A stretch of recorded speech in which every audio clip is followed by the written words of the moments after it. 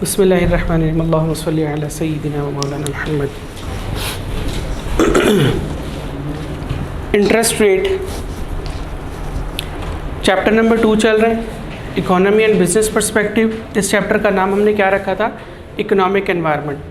मतलब various economic factors जो कि बिज़नेस ऑर्गेनाइजेशंस को अफेक्ट करते हैं। फिर हमने कहा कि जनाब सवाल पैदा होता है कि वो कौन कौन से इकोनॉमिक फैक्टर हैं जो बिज़नेस ऑर्गेनाइजेशंस को अफेक्ट करते हैं। फिर हमने कहा कि एक और सवाल जन्म लेता है कि ये इकोनॉमिक फैक्टर्स किस तरीके से बिज़नेस ऑर्गेनाइजेशंस को अफेक्ट करते हैं। तो हम लोगों ने देखा, कल एक इकोनॉमिक फैक्टर देखा हम लोगों ने, इन्फ्लेशन, कि inflation is one of the economic factors जो कि बिज़नेस ऑर्गेनाइजेशंस को अफेक्ट करता है। सेकंड, डायरेक्टली और इनडायरेक्टली अफेक्ट करता है। पहले ये लोगों की परचेजिंग पावर इरोड करता है, उससे क्या होता है कि लोग जो ऑर्गेनाइजेशंस हैं उनका रेवेन्यू अफेक्ट होता है। फिर एक फैक्टर हम लोगों ने देखा कि इससे इन्फ्लेशन की वजह से इंटरनेशनल कंपैटिटिवनेस भी मुतासिर होती है, ठीक है, प्राइसेस बढ़ जाती है, उससे लोग ख़रीदना छोड़ देते हैं। ये भी एक फैक्टर हम लोगों ने देखा। फिर ठीक है, सेकंड इंटरेस्ट रेट है। Interest rate is another economic factor जो कि बिज़नेस ऑर्गेनाइजेशंस को अफेक्ट करता है। हमारे 2 लर्निंग टारगेट हैं। पहला कि जनाब इंटरेस्ट रेट से क्या मुराद है, दूसरा कि जनाब इंटरेस्ट रेट किस तरीके से बिज़नेस ऑर्गेनाइजेशंस को अफेक्ट करता है। इंटरेस्ट रेट एक साहब हैं, अब जानते हैं आप इंटरेस्ट रेट क्या होता है। ये साहब हैं, इन्होंने दूसरे साहब से जो है वो लोन लिया, 1 लाख रुपए लोन लिया फॉर 3 ईयर्स, यानी इन्होंने जो है वो वादा किया कि 3 साल के बाद 1 लाख रुपया हम आपको वापस कर देंगे, रीपे कर देंगे। साथ ही इसने वादा किया कि एनुअली मैं आपको 10% एडिशनल अमाउंट वापस करूँगा, इस रेट को, जिस रेट पे एडिशनल अमाउंट तय की जाती है, इसे हम लोग इंटरेस्ट रेट कहते हैं। और ये एडिशनल अमाउंट बनती कितनी है? 100,000 multiply by 10% is equal to 10,000। इसे क्या कहते हैं? इसे कहते हैं इंटरेस्ट या अमाउंट ऑफ इंटरेस्ट, राइट। ये हो गया हमारी डेफिनेशन ऑफ इंटरेस्ट रेट है। आप लोग पढ़ोगे तो इंशाल्लाह आपको समझ आ जाएगी इंटरेस्ट रेट किस तरीके से बिजनेस ऑर्गेनाइजेशंस को अफेक्ट करता है। जनाब इंटरेस्ट रेट है 10%। फॉर एग्जांपल इंटरेस्ट रेट बढ़ता है तो बिजनेस ऑर्गेनाइजेशंस अफेक्ट होती हैं, इंटरेस्ट रेट के कम होने से बिजनेस ऑर्गेनाइजेशंस अफेक्ट होती हैं। हमें दोनों डायरेक्शंस में पता होना चाहिए। सबसे पहले इट डिस्करेजेस इन्वेस्टमेंट है, एक कंपनी है, for example rate of interest है 10%, ठीक है। 100 कंपनीज हैं, उन्होंने बैंक से लोन लिया है एट 10%, ठीक है। अब बैंक से लोन कब लिया जाता है भाई? जब कोई प्रोजेक्ट करना होता है, ठीक है। प्रोजेक्ट क्यों करना है? क्योंकि इससे मुनाफा आना है, ठीक है। मुनाफे के बगैर कोई कारोबार किया जाता है? लाइक बच्चे, नहीं किया जाता। तो मुनाफे को हम लोग परसेंटेज में कैलकुलेट कर सकते हैं, ठीक है। 10% ये है, तो इसका मतलब है कि अगर मुनाफा 12% होगा तो ही हम लोग इस फंड से जो है वो कारोबार करेंगे। ऐसे ही है, ऐसे ही भाईजान, यानी 2% जो है वो हमें बच जाएगा। 100 कंपनीज ने जो है ये बैंक से लोन लिया और इन्वेस्टमेंट की। इंटरेस्ट रेट जो है वो बढ़ जाता है, इंटरेस्ट रेट बढ़ के 15% हो जाता है, इंटरेस्ट रेट बढ़ के 15% हो जाता है। ये कंपनी अब काम करेंगी? क्यों नहीं काम करेंगी? क्योंकि अब जो है वो 3% लॉस हो रहा है। तो जनाब जब रेट ऑफ इंटरेस्ट बढ़ता है तो क्या होता है? इन्वेस्टमेंट लेवल जो है वो कम हो जाता है। लेवल ऑफ इन्वेस्टमेंट कम होने से क्या होती है? एम्प्लॉयमेंट जो है वो कम हो जाती है। एम्प्लॉयमेंट कम होने से क्या होता है? एसओएल ड्रॉप हो जाता है, स्टैंडर्ड ऑफ लिविंग ड्रॉप हो जाता है। स्टैंडर्ड ऑफ लिविंग ड्रॉप होने से क्या होता है? डिमांड फर्दर कम हो जाती है। डिमांड कम होने से क्या होता है? रेवेन्यू अफेक्ट होते हैं। Look at this one, interest rate के बढ़ने से आपका बिजनेस अफेक्ट हो रहा है, यहाँ पे भी अफेक्ट हो रहा है जी, पूरा सर्कल चलना शुरू हो जाता है। Encourages saving behaviour, saving behaviour है। 10% रेट ऑफ इंटरेस्ट था हमारी कम्युनिटी में, मान लीजिए 200 लोग रहते हैं, इन 200 लोगों में से 100 लोग हैं वो कहते हैं कि रेट ऑफ इंटरेस्ट 10% है, तो हम लोग अपना पैसा सेव करेंगे, ठीक है। बाकी 100 लोग क्या कहते हैं, बाकी 100 लोग कहते हैं हम अपना पैसा खर्च करेंगे। खर्च करने का मतलब क्या है, डिमांड क्रिएट करेंगे। डिमांड क्रिएट करने का क्या मतलब है, प्रोडक्शन होगी। प्रोडक्शन होने का मतलब है जीडीपी बढ़ेगा, ठीक है। ऐसी है। लाइक बच्चे का नाम क्या है, उमेर। लाइक बच्चे का नाम है उमेर भाई, ऐसे ही होता है, लॉजिकल है, मुश्किल तो नहीं है, ठीक है जनाब। रेट ऑफ इंटरेस्ट बढ़ के हो जाता है 15%।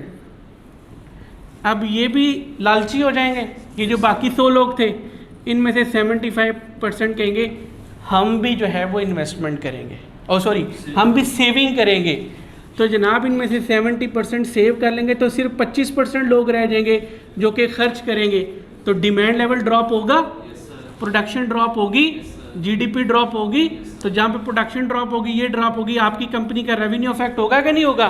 तो रेट ऑफ इंटरेस्ट बढ़ने से देखिए सेविंग एंड बढ़ रही है, सेविंग बिहेवियर बढ़ रहा है, इन्वेस्टमेंट बिहेवियर कम हो रहा है, सेविंग बिहेवियर बढ़ रहा है। लोअर डिस्पोजेबल इनकम है जनाब, डिस्पोजेबल इनकम आपकी कम हो जाती है।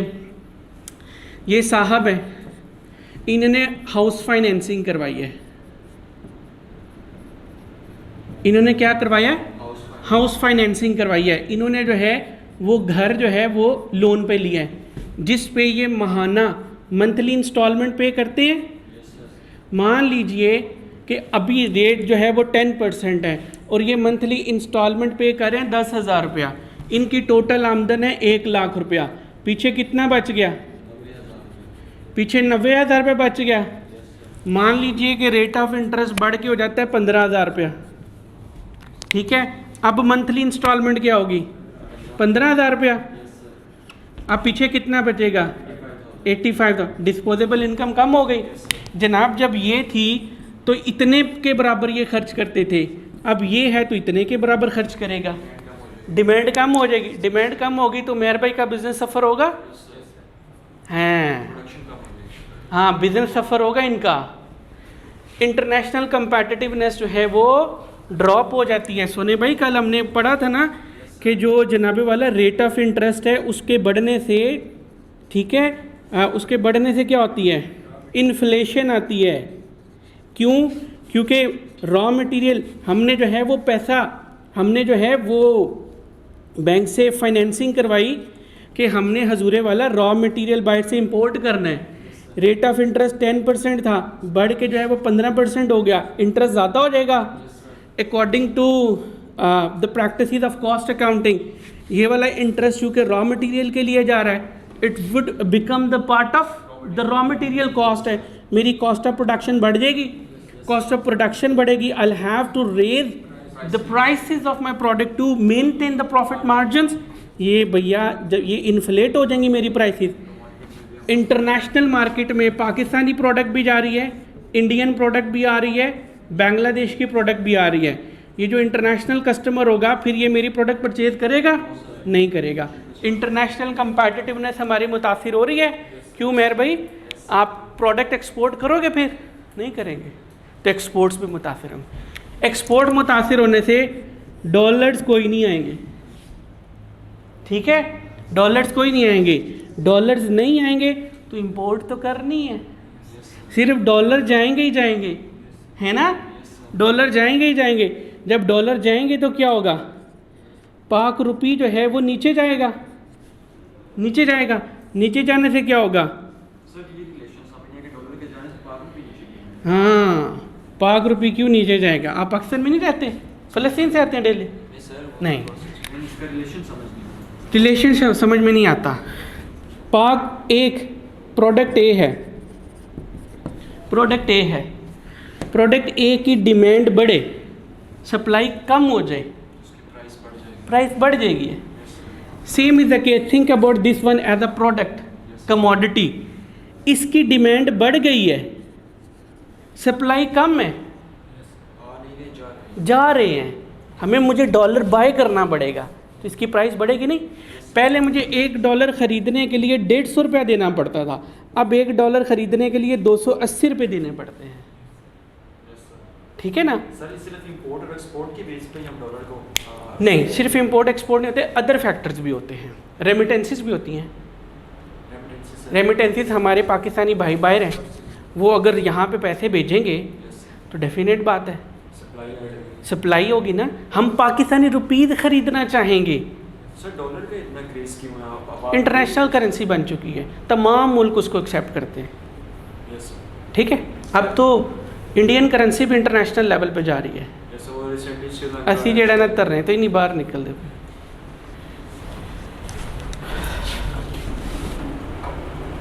डन। वीडियो का ये वाला हिस्सा काट देना यार। पता है वो कौन कहता है वीडियो का हिस्सा काट देना? मेरा भाई पता है आपको? नहीं, आपको पता है? फ़लस्तीन से तो नहीं आते डेली, युगांडा से? सर, सुबह 7 बजे से 4:30 बजे तक यही होते हैं, 10 बजे से नहीं। तो 4:30 बजे के बाद किधर चले जाते हैं? ज़मीन के नीचे? Homework sir. हैं? होमवर्क। That's the spirit. जनाब, ये इम्पैक्ट्स ऑफ डिक्रीज अब आप खुद देख लेंगे, उसका ऑपोजिट होगा। ठीक है जनाब? उमेर भाई, मुश्किल है ये? कौन कहता है ये सब्जेक्ट मुश्किल है? हलवा है। कौन कहता मुश्किल है ये? सर, आपने तो कहा जब लिखोगे पता तो तब लगेगा। भाई वो भी टेक्निक सीख लेंगे यार। वो भी सीख लेंगे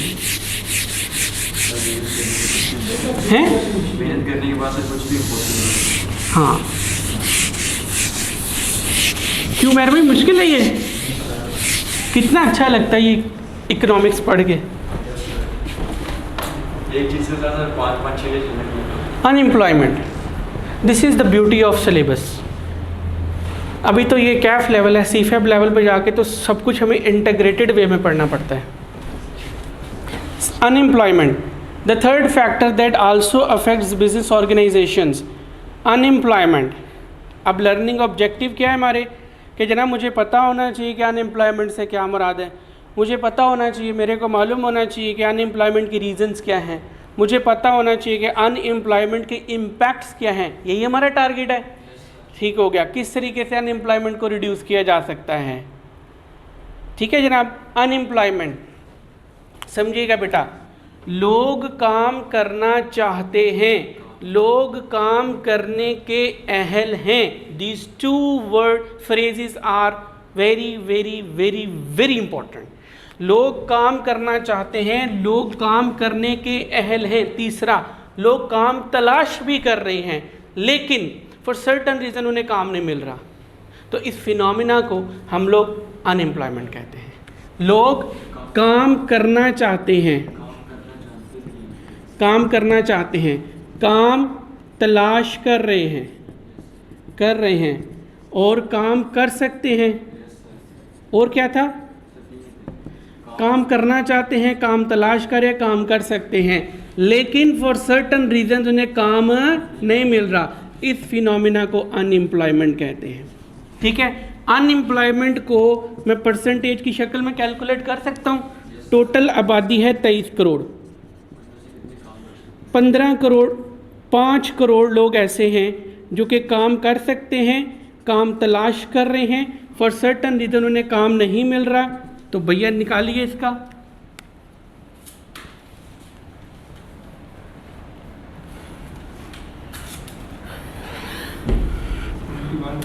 जी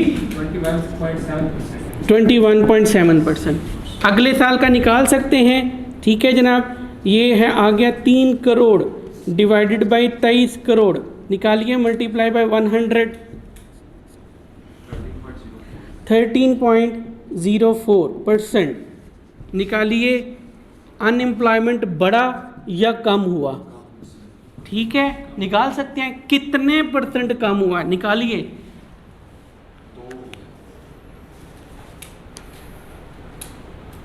sir 8.69% as compared to the previous period. इतने परसेंट ये काम हुआ। मेहर भाई निकाल लेंगे आप? ठीक हो गया। ये कौन लोग हैं? अनएम्प्लॉयड। ठीक है, अगर एग्जामिनर दे देता है 23 करोड़ में से 17 करोड़ लोग एम्प्लॉयड हैं, अनएम्प्लॉयमेंट रेट निकालिए, कैलकुलेट कर लेंगे हम लोग। हाँ जी उमैर भाई, ये होते हैं लाइक बच्चे। सर लेकिन इकोनॉमी में अगर कहेगा कि 17 जो है वो एम्प्लॉयड है और बाकी के सारे थोड़ा ना काम करना चाहते हो। हम लोग इस वक्त एज्यूम कर लेते हैं ना, हम लोग इस वक्त ये 17 करोड़ में हो सकता है वो बूढ़े भी शामिल कर लें, बच्चे भी शामिल कर लिए, उसने ख़वातीन भी शामिल कर लियो जो कि हाउस वर्क करते हैं, तो बाकी तो सारे वही हैं जो वेले छेड़े छाड़, जो काम नहीं करना चाहते, मिल नहीं रहा। ठीक है, जब हम सेंसस करवाते हैं तो तब हम क्या इन्हीं चीज़ों को कैलकुलेट करते हैं? जी। तो फिर ये तो 5 साल के बाद हुआ करता है, तो बाकी के सालों में हम किस तरह से कैलकुलेट करते हैं? एवरेज निकाल लेते हैं हम। गवर्नमेंट इतनी वेली थोड़ी है कि हर वक्त इसी काम पे लगी रही हर साल। ठीक है ना, एवरेज निकाल लेते होंगे ना। दूसरा जनाब, रीजंस ऑफ अनएम्प्लॉयमेंट, ये मैंने अपने नोट्स तैयार किए हैं। वेरी सॉरी कल मैं शेयर नहीं कर सका, आज इंशाल्लाह शेयर कर दूंगा। ये सिर्फ पॉइंट्स नहीं है, इनमें 2-2 3 लाइन की एक्सप्लेनेशन भी है, और कुछ जगह पे तो मैंने एग्जांपल्स ऐड कर दी हैं। हर पॉइंट के बाद एग्जांपल, हर पॉइंट के बाद एग्जांपल, हर पॉइंट के बाद एग्जांपल, ताकि मेमोराइज करना हमारे लिए आसान हो जाए, उसको डाइजेस्ट करना आसान हो जाए। एग्जांपल्स हम से समझेंगे कि आपको? जी जनाब, ये सवाल बनता है, एग्जाम्पल को कोशिश करें उसको याद रखें, या you should be capable enough to reproduce या produce example at the time examiner demands. बाद वक़्त क्या होता है, एग्जाम्पल कभी देखी ही नहीं है, उस वक्त पेपर में ब्लैंक हो गए, मुफ्त के नंबर थे, एग्जामिनर ने कहा 2 से 3 एग्जाम्पल कोड करो, ब्लैंक, पॉइंट आता है लेकिन कभी एग्जाम्पल देखी नहीं है। रीजंस ऑफ अनएम्प्लॉयमेंट, अभी अल्लाह करे आज ये चैप्टर फिनिश हो जाए, इसी चैप्टर पे स्वॉट भी करेंगे, मैं आपको बता दूंगा स्वॉट कैसे करेंगे। ठीक है, reasons of unemployment, number 1 low level of education, education नहीं है, जो लेवल एम्प्लॉयड चाहता है उस लेवल की एजुकेशन हमारे पास नहीं है। एम्प्लॉयड चाहते हैं चार्टर्ड अकाउंटेंट हो, 1 पेपर रहता है, 2 पेपर रहते हैं, 3 पेपर रहते हैं, तो एम्प्लॉयड तो नहीं हमें हायर करेगा। ठीक है, एम्प्लॉयड चाहता है कि एटलीस्ट MBA हो, लेकिन नहीं है तो एम्प्लॉयड तो नहीं हायर करेगा। लैक ऑफ स्किल्स हैं, जो स्किल्स हम एम्प्लॉयड चाहते हैं वो नहीं है। एम्प्लॉयड चाहता है कि आपको डेटा एनालिसिस आना चाहिए, you are a chartered accountant even though you find it difficult to get a reasonable job, why, आपके पास कोई स्किल सेट ही नहीं है जो एम्प्लॉयर चाहता है। आपको डेटा एनालिसिस आना चाहिए, आपको मशीन लर्निंग आनी चाहिए, आपको पाइथन आना चाहिए यूज़ करना, नहीं आता। ठीक है, तो इस वजह से आपको जॉब नहीं मिलती है, या लोगों को जॉब नहीं मिलती है। रेसिज्म है, नस्ल की बुनियाद पे अमेरिकन को हायर करता है, इवन दो अच्छा अमेरिकन के सामने जो है वो अफ्रीकन आता है इंटरव्यू देने के लिए, ये कैपेबल है, इसके पास एजुकेशन भी है, इसके पास स्किल सेट भी है, लेकिन फिर भी इसको जॉब नहीं मिलती। वजह ये अमेरिकन ये चाहता है कि मेरे साथ सिर्फ अमेरिकन ही काम करे। ये अफ्रीकन है, इसके सामने अमेरिकन आता है गोरा, नफ़रत है कि इन्होंने मेरे एंसेस्टर्स के साथ अच्छा नहीं किया, ठीक है, उसको जॉब ही नहीं देता। इसके सामने एशियन आता है, उसको जॉब नहीं देता, रेसिज्म। ठीक है, फिर एक होता है जेंडर डिस्क्रिमिनेशन, ये खातून है, इनके सामने एक मर्द जो है वो जॉब इंटरव्यू के लिए आता है, कैपेबल है, यानी उसके पास एजुकेशन स्किल सेट मौजूद है, वो काम करना जानता है, उसे जो क्वेश्चन किया गया उसने फिर भी इसको रिजेक्ट किया गया क्योंकि वो मर्द है। ये मर्द है, खातून आती है, वो इससे ज़्यादा कैपेबल है, उसको रिजेक्ट कर देता है क्योंकि वो खातून है। This is gender discrimination. ये क्या रेसिज्म है, ये जो है वो इसका ताल्लुक इस्लाम के साथ नहीं है। फॉर एग्जांपल वो चले ये मुस्लिम नहीं है, हम यहाँ पे लिख देते हैं ये मुस्लिम नहीं है, ये मुस्लिम इसके सामने इंटरव्यू देना है, इसको रिजेक्ट कर देते हैं, क्यों, इसका ताल्लुक इस्लाम के साथ है। This is racism. Gender discrimination हो गया। हेल्थ इश्यूज़ हैं, बाज़ औक़ात हमें ऐसा बंदा चाहिए है जो कि स्ट्रेस को हैंडल कर सकता हो, ठीक है, क्विक डिसीजन मेकिंग कर सकता हो, लेकिन एक बंदे को प्रॉब्लम क्या है, ये डिप्रेशन का शिकार है, इस बंदे को प्रॉब्लम क्या है, एंग्जाइटी डिसऑर्डर है, इस बंदे को क्या है, क्लास्ट्रोफोबिया है, उस बंदे को हायर नहीं किया जाता। एक बंदा कॉम्पिटेंट है लेकिन जनाब वो पायलट बनना चाहता है लेकिन ऊंचाई से डरता है, तो रखोगे उसको? नहीं, उसको फोबिया है। Economy is in recession, economy के हालात बुरे हैं, ठीक है, डिमांड ही कोई नहीं है, फैक्ट्री बंद हो रही है, तो मिलेगी जॉब? नहीं मिलेगी जी। वो आगे चल के करेंगे, प्रॉपर इस पे हमारा डिस्कशन है। Higher interest rate of interest बढ़ गए तो उससे इन्वेस्टमेंट कम हो जाती है, इन्वेस्टमेंट कम होगी तो कहाँ पे लोगों को जॉब मिलेगी, ठीक है। अनएम्प्लॉयमेंट के इम्पैक्ट्स क्या क्या हैं? अनएम्प्लॉयमेंट के इम्पैक्ट्स हैं डिप्रेशन, फिजिकल इश्यूज, नौकरी नहीं मिली, टेंशन ही टेंशन। जब टेंशन होती है तो फिजिकल प्रॉब्लम्स भी आती है, जोड़ों में दर्द, सर में दर्द, मैदे में दर्द, कुछ भी हो सकता है, ठीक हो गया। सोशल इश्यूज हैं, बीबी कहती है कि मुझे मेकअप चाहिए, नौकरी नहीं मिलती है तो बीबी को मेकअप कहाँ से ला के दोगे? लड़ाइयाँ होती है रात को, ठीक है, लड़ाइयाँ होगी तो कहाँ पे चली जाती है बात? है दूसरी शादी पे। ड्रग एब्यूज़, टेंशन है, रिलैक्सेशन चाहिए, ठीक है, रिलैक्सेशन चाहिए तो फिर वो अक्सर औकात नौजवान अल्लाह रहम फरमाए ड्रग्स की तरफ चले जाते हैं। क्रिमिनल एक्टिविटी, पेट की आग तो बुझानी है, पैसा तो चाहिए, रात को खाना तो खाना है, ठीक है, घर में लोग भूखे बैठे हुए हैं तो फिर पैसा कहीं से तो आना चाहिए, आएगा लेके आना है तो क्रिमिनल एक्टिविटी, बाइक वाले को रोकेंगे, गन पॉइंट में निकालेंगे, ठीक है, दुकान लूटेंगे। स्टैंडर्ड ऑफ लिविंग ड्रॉप हो जाता है जिसकी वजह से डिमांड ओवरऑल ड्रॉप जो है, डिमांड जो है वो कम हो जाती है। कैपिटल आउटफ्लो होना शुरू है, भाई डिमांड कम हो गई है, आपका बिजनेस है, आपकी डिमांड कम, आपकी बिजनेस की डिमांड कम हो चुकी है, प्रोडक्ट की डिमांड कम हो चुकी है, कारोबार बंद कर दोगे ना, कहाँ जाओगे? अब आपको बिजनेस के अलावा कुछ आता ही नहीं है, अपना कैपिटल उठाओगे बांग्लादेश, इंडिया, हाँ बांग्लादेश, इंडिया, नेपाल, भूटान, इस तरह के मुल्कों में तो कैपिटल आउटफ्लो होगा, दस increasing the pressure on local currency. आपके पास जो है आपने अपने एसेट बेचे 500 मिलियन रुपीज़ के, ठीक है, अब आपने 500 मिलियन के बराबर एक कमोडिटी ख़रीदनी है जिसकी मार्केट में सप्लाई कोई नहीं है, इसकी प्राइस बढ़ जाएगी। ये कमोडिटी क्या है? डॉलर, तो डॉलर महंगा हो जाएगा। पहले आपको मिलता था 100 रुपये का, अब मिलेगा आपको 150 रुपये का, हमारी करेंसी डीवैल्यू हो जाएगी। National income starts falling, international, जब जीडीपी कम हो गया, जीडीपी क्या होता है? Total production with in a country, सादा सी बात है, विद इन ए कंट्री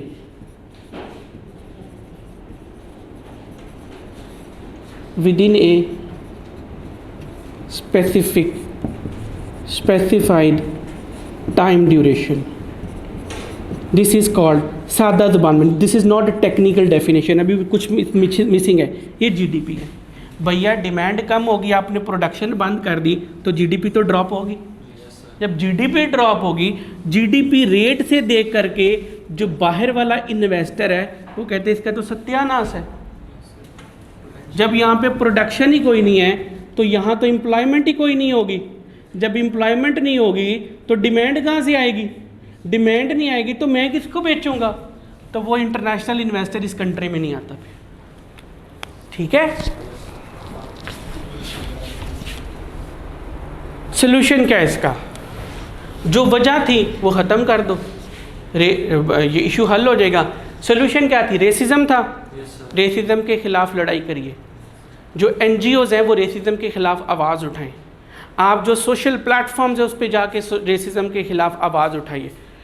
भाई पानी पिला देते हैं, मिक्स करके लाइएगा, सिर्फ गर्म ना लाइएगा, फुल ठंडा भी ना हो। नेशनल गवर्नमेंट NGOs का नॉन गवर्नमेंट ऑर्गेनाइजेशन, आप तीनों ने मिलकर एक गवर्नमेंट बना, एक इदारा बना लिया, ट्रस्ट बना लिया, उसको रजिस्टर करवा लिया। आपने कहा कि हम लोगों की खिदमत करेंगे। भाई क्या करके खिदमत करोगे? रेसिज्म के ख़िलाफ़ आवाज़ उठाएंगे। चलिए काम तो NPOs भी कर रहे हैं, तो वही है ना, NPOs, नॉन पब्लिक ऑर्गेनाइजेशंस हैं, ठीक है, non profit organisations. Gender discrimination के ख़िलाफ़ आवाज़ उठाइए। वो देखा नहीं, प्ले कार्ड लेके ख़वातीन चल रही होती हैं, खाना खुद गर्म कर लो, पता नहीं क्या क्या खुद कर लो, ठीक है। तो वो पीछे कौन होता है? NGOs ही होती हैं जो ख़वातीन के हकूक़ के लिए जो है उन्हें मरवा रही होती हैं। Encourage companies to recruit people from local. आप भाई कंपनीज को एनकरेज करिए कि अपने लोकल पर्सनस को जो है वो आप ऑन बोर्ड करिए, बजाय कि आप बाहर से लोगों को ले गए। दुबई की गवर्नमेंट ने सख्ती से कहा दुबई की कंपनीज को कि भैया अगर बाहर से बंदे लेके आना तो कम से कम 35% 45% तुम्हारे अपने लोकल्स होने चाहिए, अदरवाइज तुम्हें यहाँ पे काम करने की इजाज़त नहीं मिलेगी। गवर्नमेंट मेजर्स टू सपोर्ट, फिर गवर्नमेंट भी अपना किरदार अदा कर सकती हैं। वो कैसे? एजुकेशन की कमी जो थी वो एक वजह थी, एजुकेशन का स्टैंडर्ड बेहतर कर दो। खान साहब यही तो कर रहे थे। Uniform education, skill development program, skill नहीं थी ना आपके पास, स्किल क्यों नहीं थी? कोई करवा ही नहीं था। तो गवर्नमेंट जो है, और जो करवा रहे थे वो काफ़ी महंगे दामों करवा रहे थे, तो गवर्नमेंट के चाहिए कि सस्ते दामों स्किल डेवलपमेंट प्रोग्राम जो है वो शुरू कर दे। ठीक हो गया। सपोर्ट प्रोग्राम क्यों नहीं मिल रही थी? फिजिकल और मेंटल हेल्थ नहीं थी, तो फिजिकल और मेंटल हेल्थ को किस तरीके से बेहतर बनाया जा सकता है, गवर्नमेंट को चाहिए कि इस पर अवेयरनेस प्रोग्राम्स कंडक्ट करे। फिजिकल मेजर्स हैं गवर्नमेंट की इनइफेक्टिव। हमारी इकोनॉमी रिसेशन में थी। रिसेशन का मतलब क्या है? डिमांड बहुत ज़्यादा कम थी, सत्यानाश हो चुका हुआ था डिमांड का। तो डिमांड को बूस्ट अप करने के लिए गवर्नमेंट फिर फिजिकल मेजर्स अडॉप्ट करती है। पढ़ी थी हम लोगों ने जी। गवर्नमेंट स्पेंडिंग बढ़ा देती है, टैक्स रेट कम कर देती है, expansionary physical policy. Encourage and welcoming international investors. International investors को बोलिए कि हमारे मुल्क में आकर के, लेकिन उनको इनकरेज करना है। इनकरेज कैसे करोगे? उनको इंसेंटिव्स देके, इंसेंटिवाइज करके। ठीक हो गया। Subsidising companies to boost up the local demand. Local demand कोई नहीं है, उनको सब्सिडाइज करिए। ठीक है। इसी वजह से तो अनएम्प्लॉयमेंट थी। जब आप लोकल डिमांड को बूस्ट अप करोगे, चीनी महंगी बेचना चाहते हैं, ठीक है, अगर चीनी महंगी बेचना चाहते हैं, मिसाल के तौर पे अल्लाह ना करे वो 200 रुपये पर केजी के हिसाब से चीनी बेचना चाहते हैं, लोग नहीं खरीदेंगे तो क्या होगा? फैक्ट्री बंद हो जाएगी। फैक्ट्री बंद होगी तो एम्प्लॉयमेंट ख़त्म। गवर्नमेंट को चाहिए कि वो क्या करे। गवर्नमेंट क्या कर सकती है? वो कहती है कि आप जो है वो मार्केट में 100 रुपये की बेचो, 100 रुपये हमसे ले लो। सब्सिडाइज कर दिया ताकि लोकल डिमांड बरकरार रहे। सर मैं एक देख रहा था डॉक्यूमेंट्री, उसमें बता रहा था कि जो गवर्नमेंट सब्सिडी इसको देती हैं, सब्सिडीज देती हैं, तो वो एक तरह से लोन लेके प्रोवाइड करते हैं ताकि लोगों का स्टैंडर्ड ऑफ लिविंग जो है वो इम्प्रूव हो। लेकिन जो वो लोन ले रहे होते हैं वो फ्यूचर के जो सोर्सेज हैं उसको यूटिलाइज कर रहे हैं। हाँ, कह सकते हैं कि जो डेट होता है, मैं उस दिन क्या कह रहा था कि आप अपनी गवर्नमेंट पहले अपने एक्सपेंडिचर डिसाइड करती है, इसको सामने रखते हुए अपना रेवेन्यू डिसाइड करती है। अगर किसी तरह का गैप आता है तो डेट जो है वो, लेकिन हर दफ़ा ये कोई अच्छा तरीका नहीं है। गवर्नमेंट को चाहिए कि 5-6 साल प्रिडिक्ट करे कि 5-6 सालों के बाद उसका revenue should be greater than उसके एक्सपेंडिचर, ताकि जो डेट लिया उसको रीपे किया जा सके, ना कि हर साल डेट पे डेट लेते रहो। क्यों जनाब? डेट बढ़ेगा तो इंटरेस्ट नहीं बढ़ेगा, तो फिर बाद में वही आपको जो है वो टैक्सेस इंप्लीमेंट करके इंटरेस्ट पे करना पड़ेगा। फ़ायदा सर हमने इसको पढ़ा था कि गवर्नमेंट पहले अपने एक्सपेंडिचर्स देखती है, फिर रेवेन्यू के सोर्सेज देखती है कि मैंने कहाँ से। तो मैंने भी तो वही कह रहा हूँ सर, गवर्नमेंट को फिर ये बोला मुझे कि पहले वो अपना रेवेन्यू देखे, उस हिसाब से एक्सपेंस नहीं, पहले वो, क्योंकि गवर्नमेंट का मकसद क्या होता है? गवर्नमेंट का मकसद रेवेन्यू कमाना नहीं है, गवर्नमेंट का मकसद पब्लिक वेलफेयर है। पब्लिक वेलफेयर कैसी होगी? आपकी पॉकेट से पैसा निकाल के आपकी पॉकेट में पैसा डाल के, पैसा डाल के, तो आपकी पॉकेट में पैसा डालना है। तो if I am the government, तो मेरा खर्चा होगा या मेरी आमदन होगी? खर्चा होगा। तो पहले एक्सपेंडिचर देखे जाते हैं। लेकिन सर अगर एक घर का जो बड़ा है वो अपनी जेब को देखे, अपनी औकात से ज़्यादा, तो वो भी खर्च नहीं करेगा, वो अपनी लिमिट तक रख के अपने घर वालों को स्टैंडर्ड ऑफ लिविंग। जी बिल्कुल सही कह रहे हैं। जब ये एक दफ़ा स्टेबलाइज हो जाएगा तो फिर उसके बाद खुदा ना खास्ता आपके घर में ऐसी कोई सूरत हाल आ जाए, रोटी नहीं है, तो आपके अब्बा जी कर्जा लेंगे ना? उस वक़्त तक कर्जा लेंगे जब आपके अब्बा जी जॉब पे आ जाए, कि हमेशा कर्जा लेते रहेंगे। जब जॉब पे आ जाएंगे फिर क्या करेंगे? फिर वो अपने अखराजात को लिमिट करेंगे, जो एक्स्ट्रा खर्चा उसको रोकेंगे, जो ज़रूरी खर्चा है वो करेंगे, बाकी पैसा डेट रीपेमेंट पे। हमारे यहाँ एवन फील्ड जो बन रहे हैं,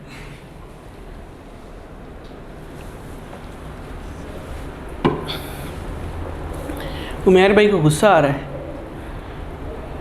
फिस्कल पॉलिसी से क्या मुराद है?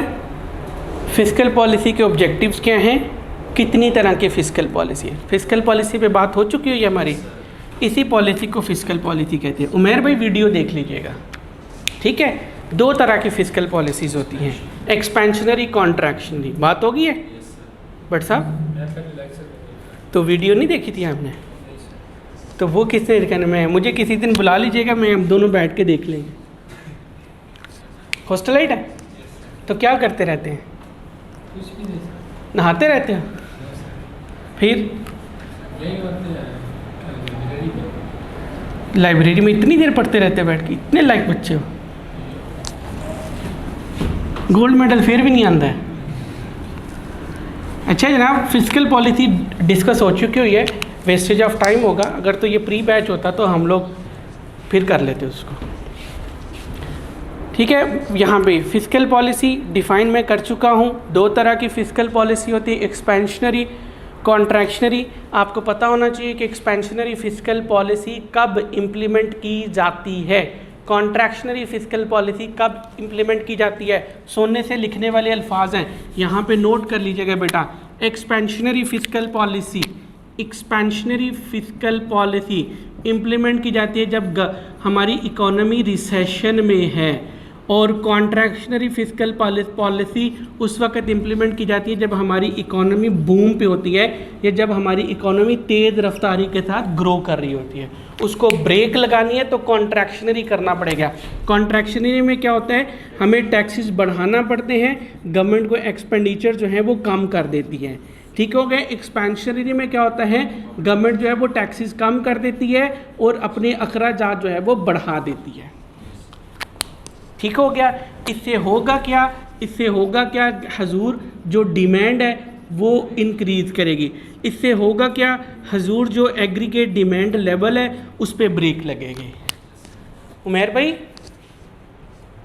ऐसे ही होता है सर। फिर इस फिस्कल पॉलिसी से government inflation, employment, interest rate, इन तीनों को कम कर जी, कम कर सकती है, ठीक है। इसके साथ सिर्फ यही नहीं होता, फिस्कल पॉलिसी के साथ जो है वो गवर्नमेंट अपने इदारे, जो स्टेट बैंक ऑफ पाकिस्तान है, so for as Pakistan is concern, international level पे बात कीजिए तो सेंट्रल बैंक, ठीक है, इसको भी कहती है कि आप अपनी पॉलिसी जो है वो रीविजिट करिए। एक्सपेंशनरी फिस्कल पॉलिसी के साथ एक्सपेंशनरी मॉनेटरी पॉलिसी काम करती है, कॉन्ट्रैक्शनरी फिस्कल पॉलिसी के साथ कॉन्ट्रैक्शनरी मॉनेटरी पॉलिसी चलेगी। कॉन्ट्रैक्शनरी मॉनेटरी पॉलिसी में रेट ऑफ इंटरेस्ट बढ़ा दिया जाता है, यहाँ रेट ऑफ इंटरेस्ट कम कर दिया जाता है। फिस्कल पॉलिसी, ठीक है, ये उसकी ऑब्जेक्टिव है। Slide is very important MCQs के लिए। हमने डिस्कस किया कि रेट ऑफ इंटरेस्ट जब कम होता है, इन्वेस्टर ज़्यादा इन्वेस्ट करता है, डिमांड इंक्रीज होती है। अगर सर हम देखें कि अच्छा, यहाँ पे एक बात याद रखिएगा कि सिर्फ रेट ऑफ इंटरेस्ट ही नहीं होता एक टूल, अदर टूल्स भी होते हैं। इस पे फिलहाल हम लोग बात नहीं करेंगे, this is not the part of our syllabus, नहीं बल्कि हमारे सिलेबस का पार्ट ही है। मैंने तो सिर्फ ये टर्मिनोलॉजी ऐड की है। बोलिए सर, अगर बैंक दे रहा है 10% इंटरेस्ट रेट है, तो हम इन्वेस्ट करने की बजाय उसको सेव करना ज़्यादा मुनासिब समझिए, क्योंकि हमें प्रॉफिट जो 8% मिल रहा है। सर, बैंक जब लोन देता है तो वो इंटरेस्ट रेट ज़्यादा रखता है, जब वो खुद पैसे दे रहा होता है तो वो इंटरेस्ट रेट कम रखता है। फिर हमें वो 10% ही देगा या 10% से कम देगा? देखिए, इंटरेस्ट रेट ज़्यादा होने का मतलब ये है कि बहुत सारे लोग जो हैं वो सेविंग की तरफ चले जाएंगे, यानी बैंक ने जो है वो 10% से बढ़ा के 15%, ये मैं सेविंग के पॉइंट ऑफ व्यू से बात कर रहा हूँ। तो ज़्यादा लोग सेव करेंगे तो डिमांड तो वैसे ही कम हो जाएगी, ठीक है। जब यहाँ पे अब बैंक ने, भैया बैंक ने जो है वो 15% आगे देना है, ये जिनसे सेविंग, जिन्होंने सेविंग अकाउंट ओपन करवाए हैं, तो सुने भाई आपसे ये, आपको ये 13% पे लोन देंगे? नहीं, ये कम से कम आपको 18% पे देंगे, ताकि 3% अपने भी तो खर्चे निकालने, प्रॉफिट भी कमाना है। तो रेट ऑफ इंटरेस्ट सब के लिए बढ़ जाता है। फिर सर, बैंक में पैसा अपने पास थोड़ी ना रख रहे हैं, वो भी कहीं ना कहीं इन्वेस्ट ही करेगा। हाँ, इन्वेस्ट करेगा ना आगे जो है, इन्वेस्ट कभी बैंक ने वह ज़बरदस्ती, यार क्या नाम है आपका? शराज, ये पैसे ले ले यार, बैंक कभी आया आपके दरवाजे? ले ले यार, पैसे ज़्यादा हो गए, ले ले ले ले ले ले, कभी आया? भाई कोई आएगा ही नहीं तो किसको देना है, ठीक है। यहाँ पे कोई भी नहीं आएगा, फिर जो आएंगे वो कम होंगे। तो यही तो हमारा मकसद है कि उनकी तादाद कम हो जाए। क्यों? हमने एग्रीगेट डिमांड लेवल कम करना है। जैसे मैं ये बात कर रहा हूँ कि ये जो 1 करोड़ रुपया ये लोगों ने 10 लोगों ने मिलकर इन्वेस्ट करना था, उन्होंने ये बैंक को रखवा दिया 10% पे। अब बैंक भी ये पैसा आगे कहीं बिजनेस में इन्वेस्ट करेगा। सपोज जहाँ पे वो 10 लोगों ने इन्वेस्ट करना था, उसने वो 1 करोड़ रुपया उठा के उसी बिजनेस में इन्वेस्ट कर दिया दोबारा से, तो डिमांड को तो कोई फर्क नहीं है। देखिए फॉर एग्जांपल अगर बैंक ने उसको किसी रियल एस्टेट में इन्वेस्ट कर दिया, फिर इससे कौन सी डिमांड बढ़ रही है? कोई ज़मीन का टुकड़ा लेके रख दिया, सर ज़रूरी तो नहीं कि वो यही काम करे। उस वक्त फिर हमारी स्ट्रैटेजीज चेंज हो जाती है। हम लोग इस तरह के, फिर देखिए यहाँ पे अब मेरे पास आगे कोई फ़ंड लेने नहीं आ रहा, तो मैंने फ़ंड को किसी ना किसी जगह पे तो लगाना है। भाई मैंने इनके साथ कमिटमेंट किया 15% की, ये भी देना है, तो किसी न किसी जगह पे मैं इन्वेस्ट करूँगा जहाँ से मेरे पास फंड्स आएंगे। हो सकता है मैंने शेयर्स में इन्वेस्ट कर दिया हो, ठीक है, इस तरह हो सकता है मैंने किसी इंश्योरेंस कंपनी में इन्वेस्ट कर दिया हो सकता है मैंने किसी म्यूचुअल फंड में इन्वेस्ट कर दिया हो, ठीक है। यहाँ से जो आपका पॉइंट है, यहाँ से अगर ये फैक्ट्री बनती तो 1000 लोगों को जो है वो रोज़गार मिलता और 1000 लोग डिमांड जनरेट करते। यहाँ पे अब सिर्फ 10 लोग डिमांड जनरेट करें, तो फ़र्क है कि नहीं है? यही हमारा टारगेट था। बैलेंस ऑफ पेमेंट,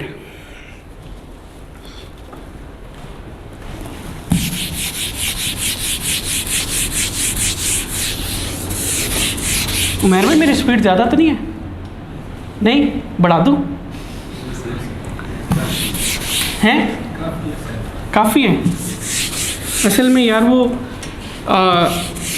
3.5 गियर पे चलाना पड़ता है, टाइम कम है ना, हैं? इतना भी टाइम कम नहीं है ना, तो भाई सैचरडे ऑन करना है। वो आपको आदत है ना, आपकी तो आदतें ख़राब हुई हैं। मेरे पास तो करने के लिए और बहुत से काम, मैं पूरे 24 घंटे में 3 घंटे सोया हूँ। नहीं भाई, सवाल ही पैदा नहीं होता। ज़्यादा शौक है? मेरे पास रिकॉर्डिंग पड़ी है, वो ले लेना फिर। हाँ, बैलेंस ऑफ पेमेंट, बाकी यहाँ पे समझ आ रही है ना?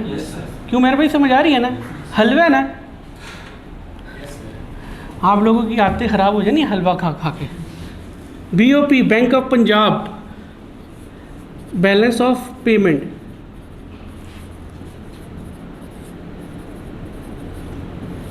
ठीक है। मेरे भाई नींद तो नहीं आ रही ना? पक्का? देख लें, अम्मी कसम। असल में अब्बू की कसम लोग झूठी उठा लेते हैं, अम्मी की नहीं उठाते। अम्मी के मामले में हम पाकिस्तानी ना बड़े सेंसिटिव हैं। अब्बू दी असी जेडे ना लई टई कर देने, जई टई फेर देने, अम्मी साडे नूं कुछ ना आखना। वैसे खवातीन को ये बड़ा एज है, so far as Pakistan is concern. Teacher वो कहा करते थे कि हमारे अब्बू को ऐसे ट्रीट करते हैं जैसे घर में अब्बू लगे हुए हैं। हाँ, अब्बू लगे हुए हैं, और अम्मी को महारानी बना के रखते हैं, और अब्बू महारानी का गुलाम। उन्होंने फिर सारे ही गुलाम समझते हैं बेचारे। बैलेंस ऑफ पेमेंट आपके घर में भी ऐसी है? वो कहते हैं यस सर।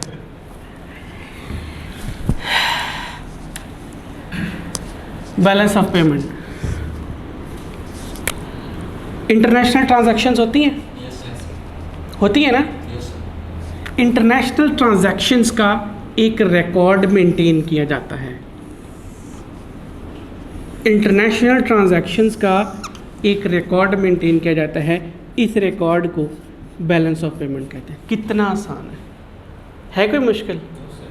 इंटरनेशनल ट्रांजैक्शंस का एक रिकॉर्ड मेंटेन किया जाता है, इस रिकॉर्ड को बैलेंस ऑफ पेमेंट कहते हैं।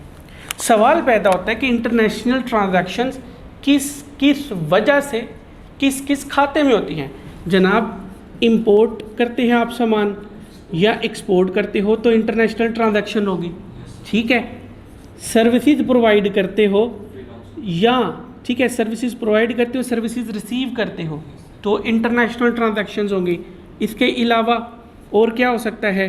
रेमिटेंसेस, रेमिटेंस नहीं लिखते, हाँ चलो रेमिटेंसेस आती हैं। या अगर कोई गोरा पाकिस्तान में आके काम करता है, वो अपने मुल्क पैसे भेजता है तो वहाँ पे पैसे जाएंगे, इंटरनेशनल ट्रांजैक्शन हुई। जो करेंसी है उसने बॉर्डर्स क्रॉस किए, एक दो तीन। फिर उसके बाद फॉरेन डायरेक्ट इन्वेस्टमेंट है, कोई हमारे मुल्क में इन्वेस्टमेंट करता है, हम किसी के मुल्क में इन्वेस्टमेंट करते हैं, तो भैया ट्रांजैक्शन हुई, ठीक है। फिर उसके बाद प्रॉफिट, ये मैं यहाँ से काट रहा हूँ, FDI एंड प्रॉफिट। एक तो है फॉरेन, किसी ने फैक्ट्री लगाई, प्रॉफिट होगा, फैक्ट्री लगाई तो डॉलर आए, अब फैक्ट्री लगाई तो प्रॉफिट जाएगा फिर, ठीक है।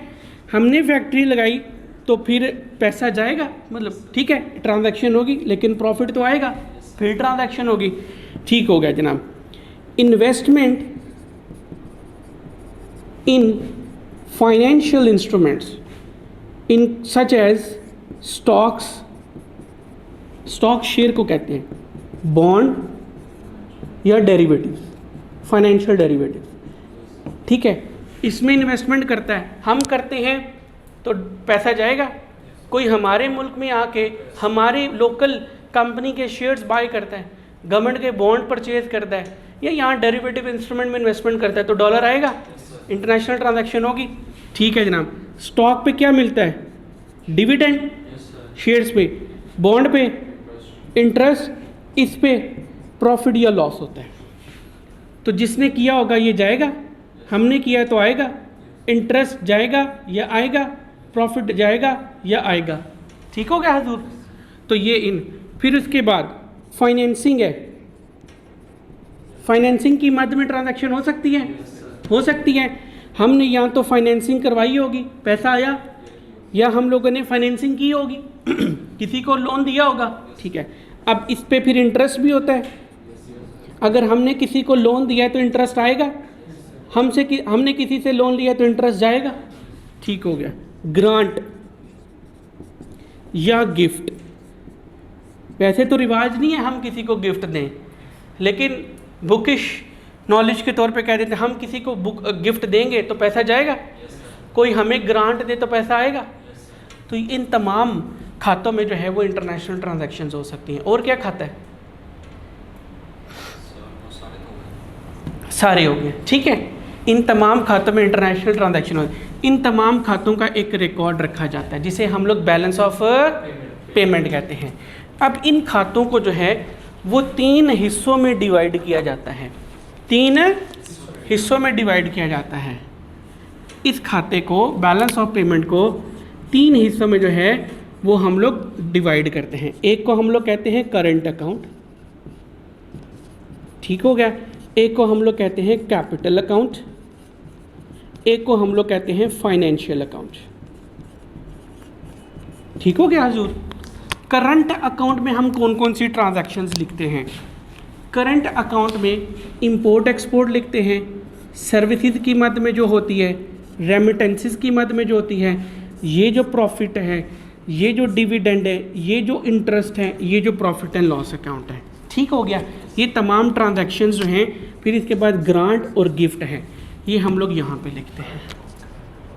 होने ओके हो गया सोने भाई? ये तमाम ट्रांजैक्शंस हम लोग करंट अकाउंट में लिखते हैं, ओके। अब इसी तरीके से हम लोग यहाँ पे लिखते हैं कैपिटल अकाउंट में FDI, investment in financial instrument. इस पे जो इनकम है वो करंट अकाउंट में जाती है और जो एक्चुअल इन्वेस्टमेंट है वो कैपिटल अकाउंट में जाती है। Inflow of capital, outflow of capital जो है वो कैपिटल अकाउंट में आएगा। किसी ने फैक्ट्री लगानी है तो फैक्ट्री लगानी है तो उसकी मद में पैसा आएगा, वो हम लोग यहाँ पे लिखेंगे। हमने दुबई फैक्ट्री लगानी है तो पैसा जाएगा, वो यहाँ पे आएगा। किसी ने नेस्ले पाकिस्तान के शेयर परचेज करने हैं, कोई दुबई का रेजिडेंट है, उसने नेस्ले पाकिस्तान के शेयर परचेज करने हैं, डॉलर आएगा, वो यहाँ पे रिकॉर्ड करेंगे। हमने जो है वो नेस्ले अमेरिका के शेयर परचेज करने हैं तो डॉलर जाएगा, वो ट्रांजैक्शन यहाँ पे आएगी। इसकी मद में जो प्रॉफिट एंड लॉस या जो गेन और लॉस होगा, जो इनकम और एक्सपेंस होगा, वो यहाँ पे आएगा, राइट। और फिर उसके बाद क्या रह जाता है? फाइनेंसिंग। फाइनेंसिंग यहाँ पे आती है। फाइनेंसिंग और फाइनेंसिंग की मद में इंटरेस्ट यहाँ पे आता है। हमने किसी को लोन दिया, हमने किसी से लोन लिया, हमने किसी को इंटरेस्ट पे किया, किसी ने हमें इंटरेस्ट पे किया, वो यहाँ पे आता है फाइनेंसिंग अकाउंट। डन। कैपिटल में सिर्फ जो इन्वेस्टमेंट होगी जी हाँ जी, जो फॉरेन डायरेक्ट इन्वेस्टमेंट है, फॉरेन डायरेक्ट इन्वेस्टमेंट के साथ लिख लीजिए सोने, ये है फैक्ट्री या बिजनेस। कोई बिजनेस करते हैं हमारे मुल्क में आके, हम कहीं जाके बिजनेस करते हैं। ये क्या है? Investment in financial instruments only, not the complete whole factory. Full fledge factory नहीं लगाते हम, सिर्फ दूसरी बनी बनाई कंपनी के शेयर्स परचेज करते हैं, बॉन्ड परचेज करते हैं, या डेरिवेटिव इंस्ट्रूमेंट में इन्वेस्टमेंट करते हैं। राइट? ओके हो गया भाई, ये बात क्लियर है। अब ये देखिए मैंने क्या क्या लिखा है यहाँ पे पैसा जा रहा है, पैसा आ रहा है, outflow inflow, outflow inflow, outflow inflow, outflow inflow, outflow inflow, ऐसे क्या? तो इसका मतलब है इस बैलेंस ऑफ पेमेंट को दो हिस्सों में डिवाइड किया जाता है। एक में हम लोग इनफ्लो लिखते हैं, एक में हम लोग आउटफ्लो लिखते हैं। यहाँ पे हम लोगों ने लिख लिया करंट अकाउंट, यहाँ पे हम लोगों ने लिख लिया कैपिटल अकाउंट, ठीक हो गया, और यहाँ पे हम लोगों ने लिख दिया फाइनेंशियल अकाउंट, ठीक हो गया। यहाँ पे इसकी ट्रांजैक्शंस आ जाती हैं, यहाँ पे इसकी ट्रांजैक्शन, यहाँ पे इसकी ट्रांजैक्शन। साल में ज़्यादा ट्रांजैक्शंस कौन सी होती हैं? करंट अकाउंट में। क्यों मेरे भाई? इंपोर्ट एक्सपोर्ट ज़्यादा है, ठीक है। रेमिटेंस तो हर महीने में आनी है, ठीक है। फिर उसके बाद सर्विसेज जो हैं वो महीने में कई दफ़ा दी जा सकती है, सही है ना। लेकिन इन्वेस्टमेंट तो कभी कभार होनी है। फाइनेंसिंग रोज़ दिहाड़ी हम थोड़ी पैसे रोज़ दिहाड़ी तो नहीं ना हम लोग IMF के पाँव पकड़ते हैं, वो तो कभी कभी हम लोग उनके बूट चाटते हैं ना, तो वो भी साल में एक आध दफ़ा, 5 साल में बाद औकात एक दफ़ा। तो ये हमारा जो है वो मेजर कंट्रीब्यूटर होता है किसका? बैलेंस ऑफ पेमेंट का, ठीक हो गया सोने भाई। अब यहाँ पे है हजूर, यहाँ पे है, ये देखिए यहाँ पे है, ठीक है, ये अमाउंट आ रही होगी, यहाँ पे भी अमाउंट आ रही होगी। बाद औकात क्या होता है जब टोटल करेंगे, टोटल किया जाएगा ना फिर by the end of year, बाद औकात तो यहाँ तो ये अमाउंट हैवी होगी, या फिर ये वाली अमाउंट हैवी होगी, है ना, ठीक है। ये वाली अमाउंट हैवी होगी क्या? अगर इनफ्लो जो है, if inflow of CA is greater than outflow of CA, तो इसे हम कहते हैं कि current account is in surplus. अगर ये ज़्यादा है हम कहते हैं कि current account is in deficit. और करंट अकाउंट में जो मेजर कंट्रीब्यूशन होती है वो होती है इंपोर्ट एंड एक्सपोर्ट की। तो इसका मतलब ये है कि अगर ये सरप्लस में है तो इसका मतलब है exports are greater than import, और अगर ये डेफिसिट में तो इसका मतलब है, ठीक हो गया। और इसका मतलब क्या है कि अगर सरप्लस में तो एक्सपोर्ट ज़्यादा है, सोने भाई यही है ना, सोने भाई यही है ना, एक्सपोर्ट ज़्यादा है। हम एक्सपोर्ट कब करते हैं? जब खुशहाली हो, है ना, जब खुशहाली हो। जब एक्सपोर्ट करते हैं तो इट रिफ्लेक्ट्स खुशहाली। इंटरनेशनल इन्वेस्टर क्या चाहता है? खुशहाली। तो करंट अकाउंट का सरप्लस में होना शोध इकोनॉमिक खुशहाली, इकोनॉमिक प्रॉस्पेरिटी। करंट अकाउंट का डेफिसिट में होना शोज के यू लैक प्रोडक्टिविटी। आपके यहाँ पे फैक्ट्रियाँ कोई नहीं, फैक्ट्रियाँ होती तो एक्सपोर्ट करते ना, या आपका कंजम्पशन बिहेवियर बहुत ज़्यादा है, ठीक है, आप जो बनाते हो खुद ही खा जाते हो, ठीक है। तो ये शो करता है कि आपका कंजम्पशन बिहेवियर ज़्यादा है, या ये भी शो करता है कि आपके मुल्क में जो है वो इन्फ्लेशन है, इसी वजह से तो आप एक्सपोर्ट नहीं कर पा रहे हो, इसी वजह से तो आपकी लोकल इंडस्ट्री नहीं चल पा रही है, और जो बड़े बड़े इन्वेस्टर हैं वो इंपोर्ट कर लेते हैं, ठीक हो गया। सर अगर हम देखें तो इन्वेस्टर जब ये देखेगा कि यहाँ पे तो इंपोर्ट से इंपोर्ट है, एक्सपोर्ट नहीं है, तो वो ये भी तो कंक्लूड कर सकता है यहाँ पे कंपेटिटर्स ही ना हो, तो वो आके वो इन्वेस्ट करेंगे। इम्पोर्टर्स ही इम्पोर्टर्स हैं। अच्छा, यहाँ पे जब हम लोग ये करते हैं ना, इंपोर्ट ज़्यादा है, एक्सपोर्ट्स कम है तो इसका मतलब है कि with the passage of time dollar बढ़ेगा, इसके बढ़ने से पाक रुपी जो है वो कम होगा, इसके बढ़ने से क्या होता है, इन्फ्लेशन बढ़ेगी, इन्फ्लेशन बढ़ने से लॉन्ग टर्म पे इम्पैक्ट क्या आएगा, डिमांड ऐसा ऐसा कम होती चली जाएगी। तो वो इतना सियाना होता है कि वो दूर की सोचता है, 2-4 साल के लिए इन्वेस्टमेंट नहीं करता, मिलियंस ऑफ डॉलर्स नहीं वो इन्वेस्टमेंट 2-4 साल के लिए नहीं करते, उन्होंने लॉन्ग टर्म के लिए इन्वेस्टमेंट करनी होती है, गोइंग कंसर्न, ठीक है ना। तो ये सब कुछ देख के आते हैं, 5 साल 10 साल 20 साल के बाद ये होना ही होना है। आज पाकिस्तान में क्या है, ठीक है, असी तरने हैं तो बाहर नहीं निकलते, ये देख लीजिए, ठीक हो गया। तो बैलेंस ऑफ पेमेंट, अब आपको पता लगा कि बैलेंस ऑफ पेमेंट जो है वो खुशहाली को शो करता है। तो भैया खुशहाली होगी तो आप बिज़नेस नहीं करोगे, खुशहाली नहीं होगी तो आप भी चलते बनोगे, तो आपका बिज़नेस सफ़र होगा कि नहीं होगा, ठीक हो गया। आप इंटरनेशनल इन्वेस्टर हैं, आपकी दुबई में एक फैक्ट्री है, ठीक है, आप लालची हैं कि मुझे फैक्ट्री एक और लगानी है, तो देखोगे कि किस मुल्क में खुशहाली है, कहाँ से देखोगे, बीओपी से देखोगे, ठीक है। तो आपका बिजनेस डिसीजन चेंज होगा ना विद रिस्पेक्ट टू पाकिस्तान कि चलो चल के इन्वेस्टमेंट करते हैं, तो बीओपी ने आपका डिसीजन चेंज किया कि नहीं किया। इस तरह भी तो हो सकता है कि जिस साल सारे मिलकर कहें कि जिस तरह से वो आइसक्रीम वाली स्टोरी आपको शायद पता हो, उन्होंने इंपोर्ट्स वगैरह बंद कर दी थी और सिर्फ एक्सपोर्ट्स उनकी चल रही थी। किन की? एक पूरा साल ही गवर्नमेंट इस तरह से ट्रेड किया कि इंपोर्ट्स पे बैन लगा दिया और सिर्फ एक्सपोर्ट्स होती रही, तो फिर तो सर ये सरप्लस में आएगा और ये तो एक तरह का आर्टिफिशियल नहीं हो जाएगा जी। देखिए कोई भी काम जो है, अक्सर हम लोग ना एक लफ्ज़ यूज़ करते हैं इफ़ेक्टिव, इफ़ेक्टिव। गवर्नमेंट को एक ऐसी पॉलिसी अडॉप्ट करनी चाहिए जो कि मुअस्सर हो, जो कि सब पे पॉजिटिव इम्पैक्ट डाले। आप इंपोर्ट बंद कर देते हो तो जो इम्पोर्टर थे उनके घर का चूल्हा कैसे जलेगा।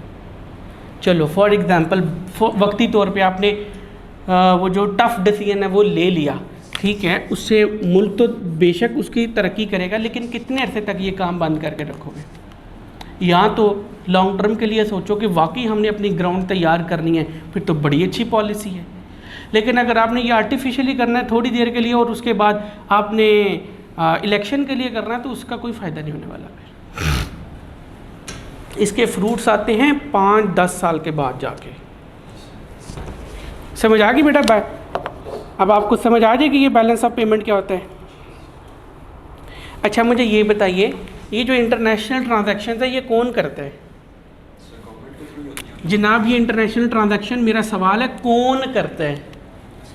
इंडिविजुअल्स करते हैं, मैं करता हूँ, आप करते हैं, आपके अब्बा जी, चाचा जी, मामा जी, ताया जी, फूफा जी, ये करते हैं।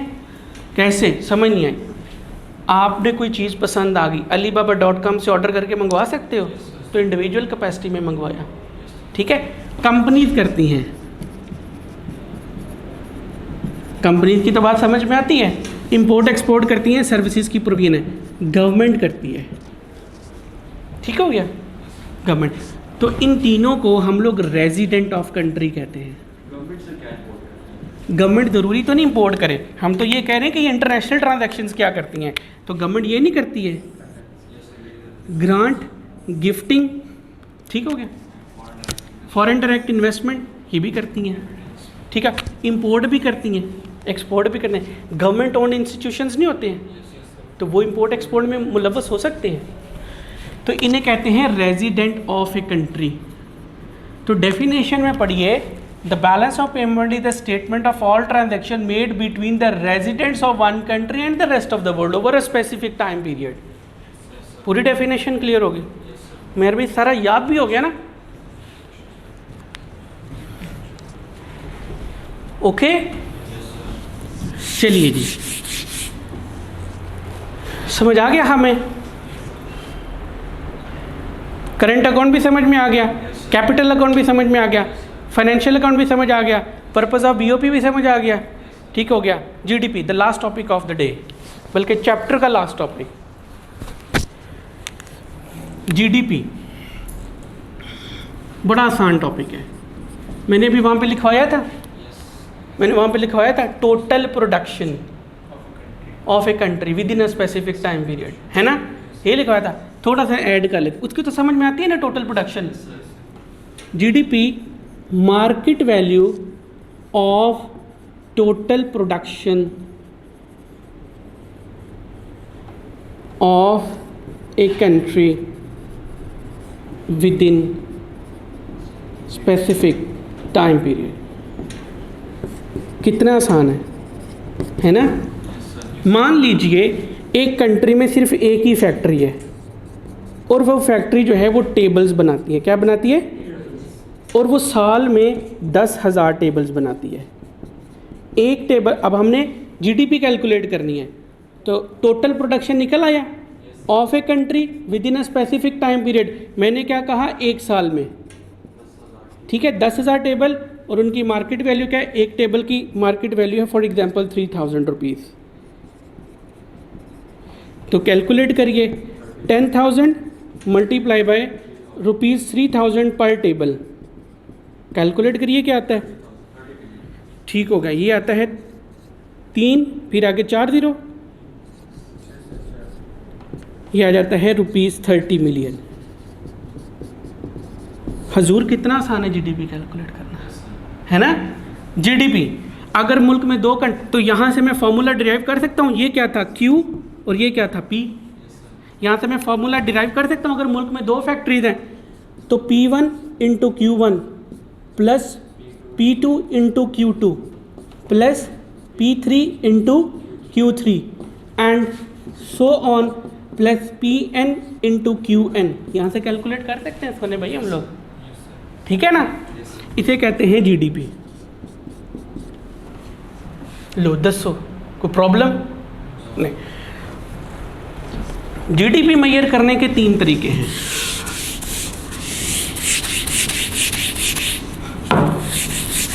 उमेर भाई साथ साथ याद भी हो रहा है ना, अब लाइक ही बोलते हैं। फिराज भाई साथ साथ याद भी हो रहा है ना, हैं साथ साथ याद भी हो रहा है ना। अच्छा जी, जीडीपी कैलकुलेट करने के 3 तरीके हैं। Number 1 value added approach, number 2 income approach, number 3 expenditure approach.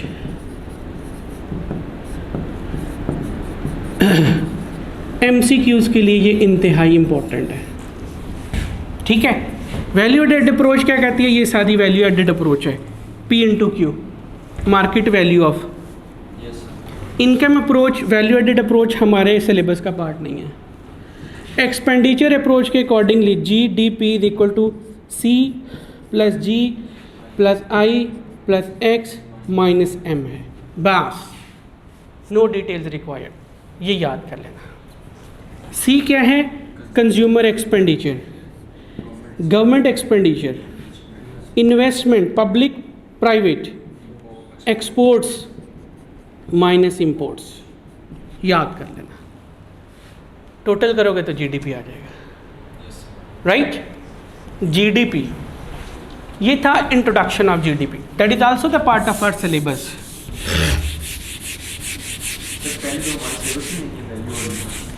ये नाम ज़रूर लिए गए हैं, इनकी डिटेल मेंशन नहीं है।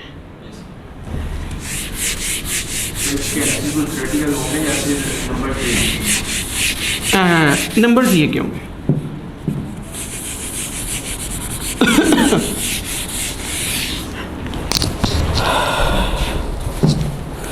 अब आगे बात करते हैं जनाब। जीडीपी एक इकोनॉमिक इंडिकेटर है। कोई अभी तो स्टॉक मार्केट भी रहता है इस चैप्टर का, है ना। कोई बात नहीं, कल कर लेंगे वो। GDP is an economic indicator. कैसे? GDP is an economic indicator. GDP, अच्छा जनाब, जीडीपी मैं 2010 की मेजर की होगी, जीडीपी मैंने 2011 की भी मेजर की होगी, जीडीपी मैंने 2013 की भी मेजर की होगी, 12 की सॉरी, जीडीपी मैंने 2013 की भी मेजर की होगी, सोने जीडीपी मैंने 2014 की भी मेजर की होगी। इनका मैं ट्रेंड चेक कर सकता हूँ। जीडीपी इंक्रीज हो रही है। जीडीपी इंक्रीज होने का मतलब क्या है? GDP, what was GDP? P into Q, ठीक है। तो इट मीन्स कि शायद if the economy is not inflationary, तो फिर इसका मतलब यह है कि क्यू बढ़ रहा है ना। What was Q? It was production. It mean कि production is increasing every year. What is meant by this? Production increasing का मतलब यह है कि लेवल ऑफ इन्वेस्टमेंट बढ़ता जा रहा है। जब लेवल ऑफ इन्वेस्टमेंट बढ़ रहा है तो डेफिनेट बात है एम्प्लॉयमेंट बढ़ रही है। एम्प्लॉयमेंट बढ़ रही है तो डेफिनेट बात है एसओएल बढ़ रहा है। इसका मतलब है डेफिनेट बात है डिमांड बढ़ रही है। तो बहकी गंगा में मैं भी तो हाथ धो सकता हूँ ना, है ना? धो सकता हूँ ना उमर भाई, धो सकता हूँ ना? डांस करने को दिल कर रहा है ना? कितना अच्छा लगता है अगर ऐसा हो जाए हमारा पाकिस्तान में। तो भैया ये ट्रेंड हमें बताता है ना कि मुल्क तरक्की की तरफ जा रहा है, इसलिए जीडीपी का ट्रेंड एनालिसिस किया जाता है। तो मैं अगर बाहर बैठा हुआ हूँ, यहाँ पे ये एक इंटरनेशनल इन्वेस्टर है, तो मैं देख सकता हूँ जीडीपी का ट्रेंड एनालिसिस करके डिसीजन ले सकता हूँ। सुन तो लेना मेरी जान, यहाँ पे मैं देखते, अभी मैंने एज्यूम किया है कि प्राइस को मैंने कांस्टेंट रख लिया। प्राइस मैंने 2010 की ले ली सिर्फ, क्यू मैंने 2011 की ले ली, क्यू मैंने 2012 की ले ली, क्यू मैंने 2013 की निकाल ली, और फिर मैंने जीडीपी का ट्रेंड बनाया। मैं ऐसे कर सकता हूँ? मेरा कोई हाथ तो नहीं पकड़ सकता ना? ठीक है, ठीक है। तो अगर कोई हाथ पकड़ ली भी तो अब वैसे भी कंप्यूटर वॉइस पे चल जाता है, हाथ पकड़ लेगा तो मैं वॉइस उसको इंस्ट्रक्शन दे सकता हूँ। तो जीडीपी के ट्रेंड से मैं डिसीजन ले सकता हूँ। अब यहाँ पे देखिए मेरा जो जीडीपी है वो इंडिकेट कर रहा है कि आपकी इकोनॉमी खुशहाल होती जा रही है, और यही आपकी किताब में लिखा है कि GDP is an economic indicator. वो भैया खुशहाल हो रही है तो तेरी एक फैक्ट्री है, तुझे कोई मशवरा देता है छोड़ दे यहाँ से चला जा, वो कहता है ना मैं तो नहीं जहाँ से जाऊँगा, मैं तो एक और फैक्ट्री लगाने के बारे में सोच रहा हूँ। तो बिजनेस डिसीजन चेंज हो रहा है। तो देखिए जीडीपी जो है आपके बिजनेस डिसीजंस को अफेक्ट करती है। Got it? अब दो तरह की जीडीपी दो तरह की कैलकुलेट करते हैं, नॉमिनल, रियल। नॉमिनल में क्या होता है, जिस साल की क्वांटिटी लेते हैं उसी साल की प्राइस लेते हैं। रियल में क्या होता है, हम कोई बेस ईयर ले लेते हैं, यहाँ पे मैं लिख देता हूँ बेस ईयर, और करंट पीरियड की प्रोडक्शन ले लेते हैं। मैंने बेस ईयर ले लिया 2010। इस तरीके से जो मैं जीडीपी कैलकुलेट करूँगा that would be called real GDP. और अगर मैं 2010 की प्राइस लेता हूँ, 2010 की क्वांटिटी लेता हूँ, 2011 की प्राइस लेता हूँ, 2011 की क्वांटिटी लेता हूँ, 2012 की प्राइस लेता हूँ, 2012 की क्वांटिटी लेता हूँ, तो ये मेरी नॉमिनल जीडीपी होगी। इसमें इन्फ्लेशन का इम्पैक्ट भी आ जाएगा। उस बेसिस पे मेरा जो जीडीपी ट्रेंड बनेगा वो कोई मेरा अच्छा जो है वो रिफ्लेक्शन ऑफ इकोनॉमी नहीं होगा। Right, that's all. जीडीपी भी कवर हो गया हमारा। जीडीपी की बेस पे हम लोग डिसीजंस लेते हैं। कौन डिसीजन लेता है जीडीपी के बेस पे? Individuals, companies, governments. ये कौन होते हैं? इन्वेस्टर्स। ठीक है, ये सब लोग जो हैं वो जीडीपी की बेस पे डिसीजन लेते हैं। गॉट इट बेटा? That's all. कितना आसान है मेरे भाई, ये देख लीजिए, यही सब कुछ लिखा हुआ है। प्रोडक्ट अप्रोच को वैल्यू एडेड अप्रोच भी कहते हैं। इनकम अप्रोच एक्सपेंडिचर अप्रोच है, राइट। एक्सपेंडिचर अप्रोच का फॉर्मूला दिया गया है, फिर उसके बाद यूजेस सारे मैंने मेंशन कर दिए, वो आप लोग पढ़ लीजिएगा। नॉमिनल जीडीपी, रियल जीडीपी, सारा कुछ पढ़ लिया। ठीक है जनाब, चलिए।